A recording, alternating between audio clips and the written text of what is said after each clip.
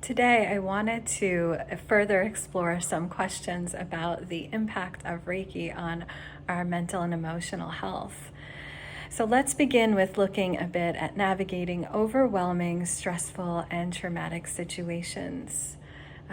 An experience of trauma really takes a toll on us, particularly when there might be a greater sense of powerlessness or horror.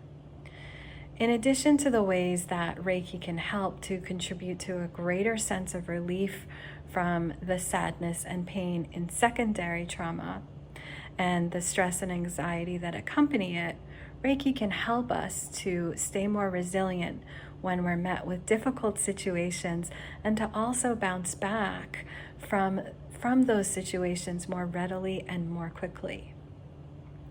And another way that Reiki can help is that it can help us remain focused and think clearly, which can help to navigate a difficult situation with more ease and set into motion factors that can bring on a better outcome. That on its own helps to cultivate a sense of empowerment and control, which can really aid in combating trauma. We can also explore the ways that Reiki impacts depression.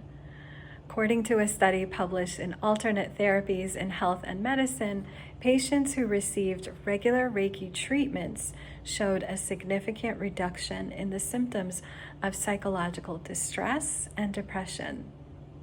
This symptom reduction continued for 1 year after the treatment regimen was completed.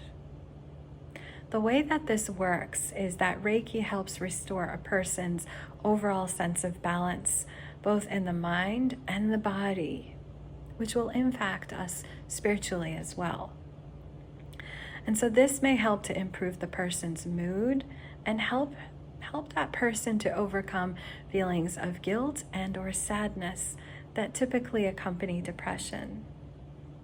Now, a few minutes ago, I mentioned that Reiki helped to slow down our sympathetic autonomic system, and this is the same system that's activated when we experience anxiety and stress. It's the primary mechanism in the fight, flight, freeze, or fawn response. And while the fight, flight, freeze, fawn response is valuable for us in the instant of a major stressor, over time, it begins to weaken us emotionally, physically, mentally, and then also spiritually. This then makes us more vulnerable to the negative impact of stress and anxiety. So with this mechanism slowed down, our physiological responses to stress and anxiety begin to subside as well and provide us relief. In the Reiki mindset, there is a mind-body component to any kind of ailment, whether it's physical or emotional, and in this case, there is an element of both present. So Reiki works to restore the balance and harmony in both the emotional and physical body, which can help us get back on track. Sessions provide a relaxing, soothing, healing environment that ensures comfort and peace during the healing process. It's this relaxed, peaceful state that helps to contribute to our emotional, physical, and mental well-being. And I further support this in my Reiki sessions with sound healing practices as well. Often, insomnia and fatigue come about as a result of something else going on.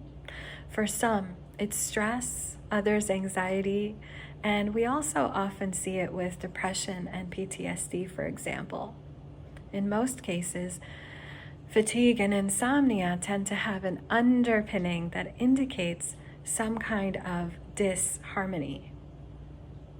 Because Reiki works to restore balance by clearing away energetic or electrical blockages that get in the way of this harmony, it works to address the root cause of insomnia and fatigue.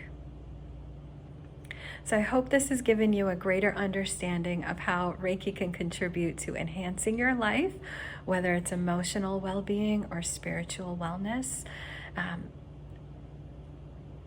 knowing this information can allow for an additional meaningful tool to integrate